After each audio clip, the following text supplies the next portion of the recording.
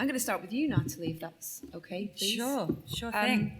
How does it feel to have directed Jennifer Lawrence? Pretty effing cool. Francis was really great. He just said, if you want to tell Jen to go slightly to the right or the left or, stop or a starter, then feel free to ad-lib, which was very gracious of him and freeing for me, because else I was just standing there pretending to look at a monitor a lot. And Jen was always great, stayed in character, and a few of those organic moments made it into the movie, so it was great for me. She was a great director. Donald, you sit there and it just terrifies me because he's President Snow. I'm waiting for the rose instead of the poppy, but it's thankfully a poppy today. I want to ask if you guys did much preparation between yourself and Jen in terms of preparing for those moments where you were on screen together. 2 years. Or did you keep your distance ahead of them? Well, we're not allowed to disclose that. No, we didn't do anything. We went to work, We prepared ourselves for the role. And I don't really find that my personal relationship with people affects the characters, really. I mean, it's like they're characters, it's just work. We were mostly focused on our dating relationship. Well, Jen, I want to ask you, maybe that was one of the biggest surprises from this experience was dating Donald Sutherland. But for you, what was the biggest surprise from being part of this incredible journey? What has surprised you the most? Surprised? Yeah. Me? What have you come away being surprised about? I mean, this isn't like when I was 20 and I signed on to these, I kind of knew, I was like, okay, this is a long road and you're going to have moments of regrets. But I ultimately think that this is the right thing to do. And I was like, I'm going to be 25 by the time all this is over. Like, that'll never happen. And so I think what surprises me is how upset I was when I wrapped. When I signed them, I was like, okay, it's 5 years, you'll get through it. And I was so sad to go. And I never had one moment of regret like I thought I would. I really have genuinely loved being a part of these movies and have never looked back. Thank you. Julianne, President Coin. I kind of constantly think about her backstory, kind of where she came from and who and what made her into the person that she is. Is that something that you kind of thought about and talked about? Gosh, yeah. I mean, Francis and I talked about it a lot, and we talked about how do you illustrate this kind of political narrative, which is obviously a very familiar one. Historically, someone starts out as a true revolutionary, someone who is speaking for the people and wants to, and really wants change, and then over the course of her journey, becomes corrupted by power and her desire for revenge and ends up as much of a despot as the person she's trying to overthrow. So that to me was really interesting and really wonderful to put in the context of this very personal story of this young woman trying to figure out where her moral center was and how she determines right from wrong. So I loved doing it and welcomed the opportunity to get to work with all these great people. Thank you. I'll also chime in and say that Julianne actually brought a lot of ideas to the character. Julianne was somebody who loved the books and very much wanted to play Coin, and from the very beginning, her ideas actually informed how we wrote the character, because in the books, because they're all from Katniss's point of view, you only ever see Coin through Katniss's eyes, and Katniss has a young person's perspective on this authoritarian figure. And so I think the Coin of the movies is a much more fully realized and dimensionalized character, which is something I know Suzanne was thrilled about, was the chance. The chance to see, a side of the character that you can't see when you're seeing her through Katniss's eyes, but Julianne brought really a lot of her own ideas to the character, and we were all excited to see how much more humanity, I think, Coin has as a character because of that. And I wanted that idea, I think especially for young people, that idea, I think that we've all felt this when we feel politically disillusioned. You're like, wait a minute, I thought it was this way, and you're telling me it wasn't? So I thought that was sort of an important idea, and I think so resonant in Suzanne's novels. Great, thank you. Before we throw out to the press, we've got a couple of competition winners and also a young lady who's been invited along this morning from Make-A-Wish charity. So I'm going to give Sarah the first question. So Sarah, if you'd like to stand up and we'll get a microphone to you, please. Jen, what has been your favourite moment on set out of all 4 films? Oh, God. We met last night. Didn't we? Yeah. Hi. Good to see you again.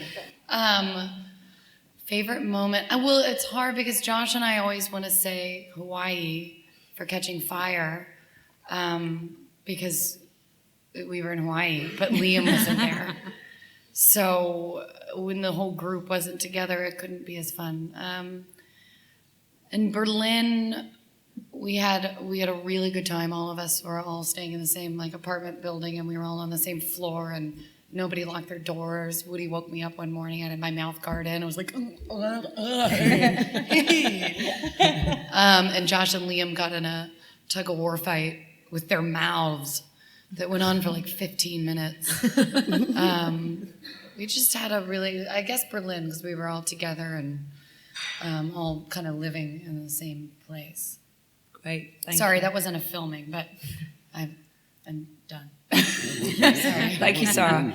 We got 2 competition winners. First up, Olivia, if you'd like to stand up. This is for Jennifer. Was there any added pressure playing one of the only strong female characters in films? Yeah, I mean, just pressure that came from, I really loved this character. I really respected her. And when I read the books, I found her so inspiring. She inspired me. So I had my own kind of personal pressure of doing a good job and living up to her and having this character fully developed. So yeah, there was definitely a certain pressure that I was more than happy to take on and was honored to be a part of. This is a general question. What have you all learned then since the first Hunger Games?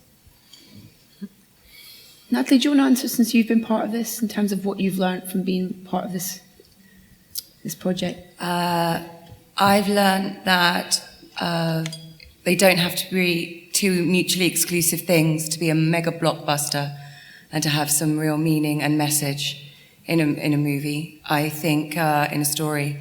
I think Hunger Games as a phenomenon has rewritten the rule book of what can be commercially viable, and it's long overdue that a franchise can have such important messages and hope to inspire a younger generation and still make the money men their money and still get the bums on seats. But so hopefully it's about the quality of the writing, as Nina always so eloquently talks about Suzanne Collins, so that we can be more sophisticated and more respectful of our audiences when we make big blockbusters. Brilliant, what a great answer. Thank you very much for that. Yeah. I'm going to open to the floor now. Everyone's floored by that one, yeah? Here we go. Gentleman in the second row, please. Ben Lee from The Guardian. For a film of this scale, it's surprisingly bleak. What do you think it says about the time that we're in, that a blockbuster this dark is being released? It's necessary. It's the bleakest of times. If that was your question, is why is a blockbuster so bleak? I don't think it's bleak. I think it's very optimistic, to be truthful. But the lead up to that optimistic moment is bleak because these times are bleak, and this is an allegory for this time. It's an effort on the part of Suzanne Collins and on everyone making this film, participating in it, to inform young people. I mean, for older people, it's too late. But for young people, to catalyze within them some kind of political action that will engage them in participation that will change the status quo. Our conditions are very bleak. We have wars everywhere. We have uprisings that are failing. We have a climate that is destroying our world. And if we don't change it, and the only people who can change it are young people, if we don't change it, we're all dead. So that's what it is. That's why it was made. And it can change. It's just up to you guys. Thank you so much. And we hope that this film would make you aware of that. Great. You were right to nod to Donald to answer that question. Great answer. Thank you. Next question, please, from our audience. First, Lady in the row in the middle, thank you. Hi, it's Sarah from jabberjuice.net. My question's for Jennifer. I love in this franchise that Katniss's relationships are sort of secondary to like everything else that's going on. What lesson about love do you think young watchers can take from the story of Katniss and Peeta? Our conversation about the relationships and the romance between Katniss and Peeta and Katniss and Gale is that these kids are living in a time that we don't recognize. They're dealing with problems that are so much bigger than they are, that they don't have the luxury of a first kiss or having or wondering if he likes her too, or what, all of these things that we kind of take for granted. They just don't have that. They're living in such a different world. That was always the biggest conversation that we had with them. But also, Peeta represents comfort to Katniss. Katniss is a warrior at the end of these movies. She's a veteran. Mm-hmm. She doesn't want excitement. She doesn't want another warrior or hunter like Gale. Peeta represents the life that Katniss has sought through all of these movies. Is just peace and a safe family. There's another question for Jennifer. I'm just wondering, when you're playing a character like this who's so strong-willed and so sort of inspiring, do you ever, and someone you've played for a number of years, do you ever find that she almost infiltrates your personal life? Are you ever faced with a decision you almost think, what would Katniss do in this situation? No, I'm not, and this is really annoying because because somebody asked me, they were talking about gender pay gap, and they were like, do you feel like your character inspired you to write about gender pay gap? And I was just like, yeah, I mean, I've been playing her for 4 years. And then, it's on, Time magazine, Katniss Everdeen influenced Jennifer Lawrence to write an essay about, and it's like, God, you can't just, say anything. Characters are separate from you. They also come from you. I find Katniss inspiring, period. When I read the books and the script, and it began, embodying, or whatever, everything about her is to inspire. That's why she's the Mockingjay. That's why she's a leader. So, of course, I was inspired, but I don't WWKD. There's a famous primitive painter, now dead in the United States, who was asked a question. Her name is Grandma Moses. And they said, what do you think about this? And she said, I don't know what I think until I hear what I say. Mm. And it's a little bit like that as an actor. You're not influenced by your character until your character appears in front of you. It's not you. It's something that you have channeled and that appears and participates in your life. So you are influenced in that respect, I believe. That is so true. There have been so many times where I'll see things, whatever, you're totally... What? Nothing. I don't want to waste time. But you're totally right. Do you realize that when we started this, I was nearly 4 times your age, and now I'm just barely more than 3 times your age? Handy now that you're dating. I just wondered if we could expand a little on what you were saying earlier, Natalie, about how this franchise shows respect for audiences and the things that you've got right. I just wondered whether you could elaborate to say exactly what you think this has got right, where others have got wrong, and what any of the actors on the panel would like to see films in the future take as a lesson. I don't know whether you meant it was the representation of women or ethnic minorities, or what you mean. Well, there's a list of what this franchise has got right. Good. There's a long list. What you were asking me about before was that it's not condescending, it's not patronizing to its younger audience, and fully understands and appreciates that they can process all these and cathartically explore ideas of the consequences of war, tyrannical oppression, liberty, a human being struggling with their sense of self-identity, questions of love and loss, sacrifice. It doesn't sugarcoat any of them. Donald said something very interesting in our previous conference that is true. Donald said that Francis Lawrence has made a movie which lacks sentimentality. And this overwhelming need often that Hollywood has to maybe sugarcoat things to make them more palatable ultimately doesn't help our younger generation. They've got so much to deal with, whether it be climate change or, education fees to basically get a standard education, and austerity. They've got so much on their plate. Don't be lying to them about what the world's really like. It doesn't help them. Give them an opportunity in a movie like this to explore how they handle the future, basically. But then the other list includes fantastic three-dimensional characters for both genders, so on, so forth, yes. Nina, as a producer, does it kind of, the success of this franchise and these films and the way that Natalie's described them, does that give you, I guess, fuel to go onwards as a producer to kind of almost, take on that kind of mantle that this film's done to other films that you work on? Absolutely. I mean, this film has been, I think, an extraordinary privilege for all of us. For one, because we've so connected with the material, but we've connected with each other.